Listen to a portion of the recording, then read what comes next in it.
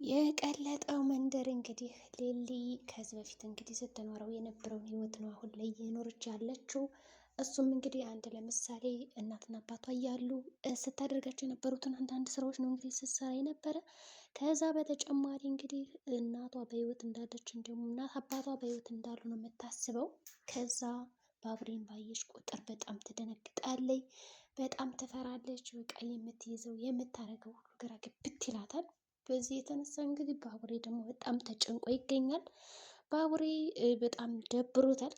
ከዶክተር ጋር እንግዲህ የምታደርገው ቅርበት እያንዳንዱ ግንኙነቷ ምናምን እየደበረው ነው ያለ ማለት ነው። ብቻ እንግዲህ ባቡሬ አሁን ምን ሊያደርግ ይችላል? እንዴት ነው መወሰን ያለበት? አሁን ኤላ እያለች ነው ያለችው እንግዲህ አጅሪት ሊሊ። ምክንያቱም ኤላ ከዚህ በፊት ጓደኛዋ እንደነበረ ፍቅረኛዋ እንደነበረ ነው እንጂ አድርጋ የምታስበው ጭራሽ ከኤላ ጋር እንደ አብረው እንዳሉ እንደተለያዩ ምናምን አታስታውስም። ይህ ነገር ደግሞ ባቡሬን በጣም እየረበሸ ይገኛል። በዛ ላይ ደግሞ እየቀና ነው ያለው። እንግዲህ ሩታ ደግሞ ሌሊን አስታምማለሁ ብላ ሄዳ ዶክተሩን ታውቃና ጠብሳ መታለች። በፍቅሩ አሁን ልም ያለ ፍቅር ውስጥ ገብታ ያዙ ይልቀቁኝ እያለች ነው እንግዲህ ስለ ዶክተሩ 30 ጊዜ እያሰበች ነው። አጅሬ ዳይመንድ ደግሞ እንግዲህ ከሩታ ድብን ያለ ፍቅር ገብቶለታል። እንግዲህ እሱም ዶክተር ባለችበት ጊዜ ቆይ አንቺ ልጅ ምንድን ነው ነገርሽ? እዚህ ዶክተር ጋር ምንድን ነው ጥብቅ ያልሽበት? ምንድን ነው ያላችሁ ግንኙነት እያለ ሲያፋጥጣት፣ እሷ ደግሞ አረ ምንም የለንም እንዴ ምን ሊኖረኝ ይችላል በማለት እንግዲህ ሸምጥጠዋለይ። ግን ደግሞ ወድጄዋለሁ ወይም ደግሞ የሆነ ነገር አለን ብላ ብትነግረው በእርግጠኝነት በዳይመንድ እንደሚከፋው እርግጥ ነው። ያው ዳይመንድ እንግዲህ የሚወዳትና የሚያፈቅራት ይመስላል። አሁን ሩታ ተጨንቃለች። ሩታ አጅሪት እንግዲህ ተጨንቃ ነው ያለችው። እንዴት አድርጌ ይሄንን ነገር መመለስ አለብኝ እያለች ነው። ያው እንግዲህ እሱም ዶክተራው ደግሞ ሳይፈልግ አደይ ነበር የሚያፈቅራት። አሁን ደግሞ በእርግጠኝነት ወደ ሊሊ ሳይመለስ አይቀርም። ሊሊ የምታሳየው አንዳንድ እንክብካቤ በጣም እንግዲህ እሱን እንድትቀርበው ወይም ደግሞ እንዲወዳት የሚያደርግ ገጸ ባህሪ ነው የሚያሳየው። ይህንን እንግዲህ ሁኔታ በማሰብ ምን ሊሉ ይችላሉ? ብቻ እንግዲህ ከባድ ነው ሁኔታው።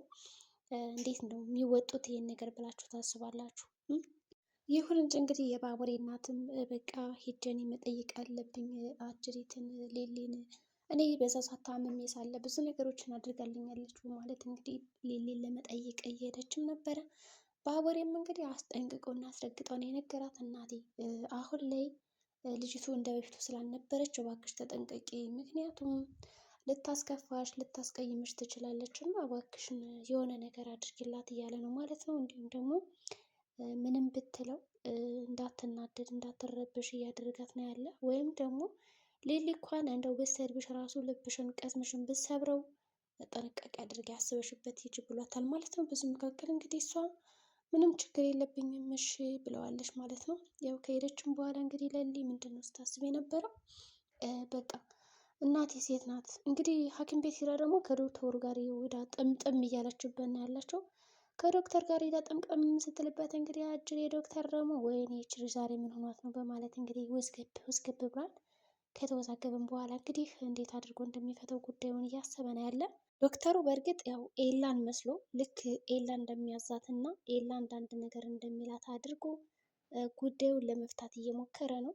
ሊሊም እንግዲህ ከኤላ ውጭ ዶክተሩም እንግዲህ ተጨንቆ ይገኛል። በአንድ በኩል ዶክተር እያስጨነቀው ነው እንግዲህ ባቡሬ። ምክንያቱም አንተ ዶክተር ነህ፣ ለምንድን ነው ችግሯን የማታውቀው ማትፈታላት? ከዛ በተጨማሪ ደግሞ ትድናለች እያልክ ተስፋ ከሰጠን በኋላ ይባስ ብሎ እንደዚህ የሚያደርጋት ነገር ምንድን ነው? አላውቅም የምትለኝ ነገር ምንድን ነው? በቃ ማወቅ ግዴታ አለብህ እያለ በጣም እያስጨነቀው ነው ያለ ማለት ነው። እንግዲህ ዶክተር በጣም ተቸግሮ ይገኛል። ምን እንደተሰጠች ስላላወቀ ግራ ገብት ብሎታል ማለት ነው። እንግዲህ ያችን ቤዛን የቀጠረ ጊዜ ነበረ እንደዚህ ማሰብ የነበረበት። ቤዛ እዛም ሆስፒታል መቀጠር አልነበረባትም። አሁን ደግሞ በጣም ችግሩ የሆነው ምንድን ነው? ቤዛን ሩታ አድርጋ ነው የምታያት። ሩታን ደግሞ ቤዛን አድርጋ ነው የምታያት። ይኸው ስማቸውን ገልብጣ ነው ጥሩ የነበረችውን ክፉ የነበረችውን ጥሩ አድርጋ ነው እንግዲህ የምታያቸው። በዚህም ደግሞ እንግዲህ አጅሪት ሩታ ከፍቷታል። ለነገሩ እንዴት አይከፋትም? ይከፋታል እንዴ? ምርጥ ጓደኛዋ ነበረች እኮ። ከዛ ክፉ ነሽ ምንድን ነሽ ስትባል እኔ በጣም የሚከፋት። ስለዚህ ሊሊ በፍጥነት እንግዲህ ብታስታውሽ ወይም ደግሞ ኤላን አምጦላት፣ በቃ ኤላን አምጦላት። ከዛ ኤላን ካመጡት በኋላ ምናልባትም ከአስታውሳ ሁሉን ነገር ደህና ሊሆን ይችላል ማለት ነው። ኤላ ቢመለስ አሪፍ ነው ብዬ አስባለሁ። ግን አሁን ኤላ የራሱን ህይወት እየኖረ ስለሆነ ምንም የሚመጣም የሚፈይዳት አይመስልም። ሆኖም እንግዲህ መላ ቤተሰቡ ተጨንቋል። አደይም እንግዲህ ያው አባቷ ጋር ሂዳ ታስራ ቁጭ ብላ ነው ያለችው። አለልኝን እንግዲህ ፊታኝ ትለዋለች። ቢያንስ እጅን ትልና እንግዲህ ሸውደው ለማምለጥ ስትሞክር በአጋጣሚ ትያዛለች። ብርሃኔም አባቴን እንግዲህ እጅ ማናገር አለብኝ፣ እህቴንማ እንደዚህ ሊያሰቃያት አይገባም ብላ ለማናገር ሞክራ ነበረ። እናቷም ደግሞ እኔ እናቴ በህይወት እያለውማ በቃ ልጅ እንደዛ ታሰቃያትም እያለች እየፎከረች ነው። እንደገና አሁን የአደይ እናት ራሱ ገብቷታል ለማን እንደሚድራት እና ምን አንከልክሎ ወደ ገጠር እንዳመጣት በደንብ ገብቷታል። አደይም ሩጣ ተደበቀች። እንግዲህ ግን ደግሞ አባቷ ያዛት። ብርሃኔም እንግዲህ እኔም ልክ እንደ አደይ ነው የምሆነው፣ ከዚህ በኋላ እኔ ያንተ ልጅ አይደለሁም፣ አላውቅም አታውቅም ብለዋለች አባቷን ካጎቷ ፊት። አባትን በጣም ይናደድና እንግዲህ በጥፊ ይላታል ማለት ነው። እውነትም እንግዲህ ምን አይነት አባት ነው ያስብላል። ያው እያንከላከለ በቃ ለፍላጎታቸው ሌላ ሰው እንዲያገቡ ነው የሚፈልገው። አደይም ሆኖች ነው የተደበቅሽው ስትላት እንግዲህ አባት እየመጣ ነው እዚህ ጋር ትላታለች። አትፍሪ አይዞሽ ብላ እንግዲህ እናት ልጇን እቅፍ አድርጋ ከፈራችበት ታወጣታለች። ካወጣቻትም በኋላ እንግዲህ አባትዬ ይመጣል። እስኪ መቼ ነው አንተ አባትነቱ የታየ? ዛሬ ነው እንዴ? ሲጀመር ለዛ ለማንም አግብቶ ፈትማ ልጅን አልድርም፣ ያንተ በቃ ሀብትና ዝና ነው የሚታይ አይደለም ምንድን ነው ትለዋለች ማለት ነው። ጥሩ ንግግር ነው የተናገረችው እንግዲህ የአደይ እናት።